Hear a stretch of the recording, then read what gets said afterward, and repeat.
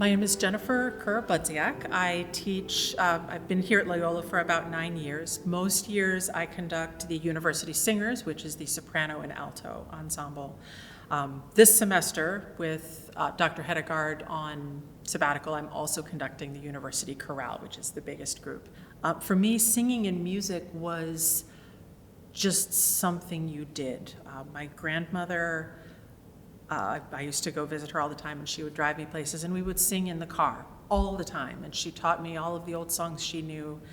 It wasn't until much, much later, probably high school, that it even occurred to me that this could be a profession, that I could do this for a living and actually earn enough to live off of it.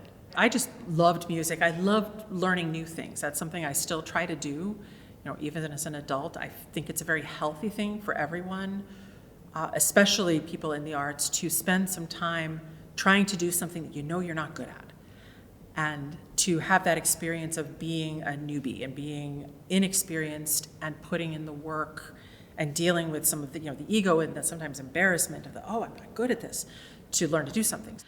Somehow I found my way to our local church, where one Christmas Eve, a fellow student who also played there was like, hey, our church music director needs someone for Christmas Eve. Can you come play the cello? And my family was not churched. I had not really gone.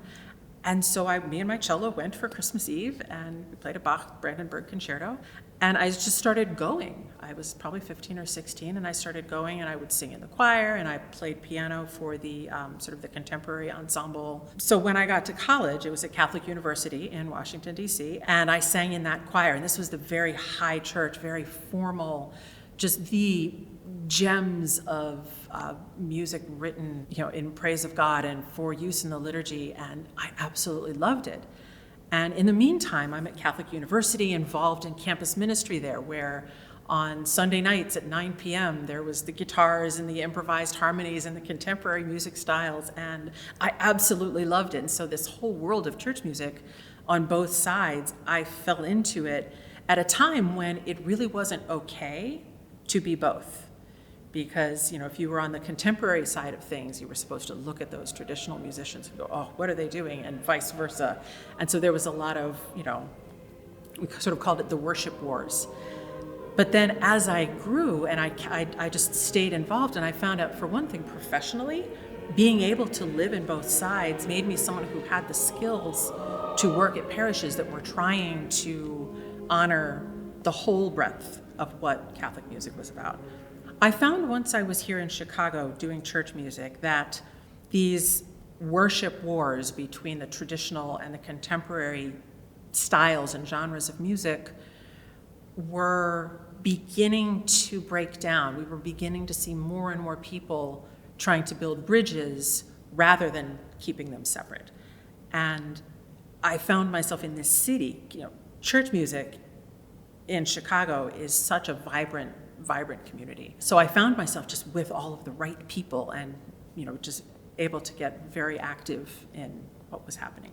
What I found most interesting about composing for the church was not as much writing for choruses to sing, but writing music for the assembly to sing, for people in the pews, the people who were gathered to pray. So I've always felt really strongly within the world of my faith that when we talk about, the body of Christ, that the one body, and that we, the people of God, are the body of Christ, there's almost no better, just intuitive expression of that than many, many people all singing together. That sound of all these voices lifted up as one sound, as one voice, and not just in liturgical music either, not just in worship. It's like if you look at the American Civil Rights Movement. If you've never Googled it, Google the Estonian Singing Revolution, where these communities in Estonia and Latvia used communal song, the song of their people, to play a really important part in the end of the Cold War. And they did this with song. They sang it. Apartheid in South Africa, the music of the South African people there, these wonderful a cappella choral pieces were a hugely important expression of national identity and played a part in the end of apartheid. That people can literally change the world when they sing together.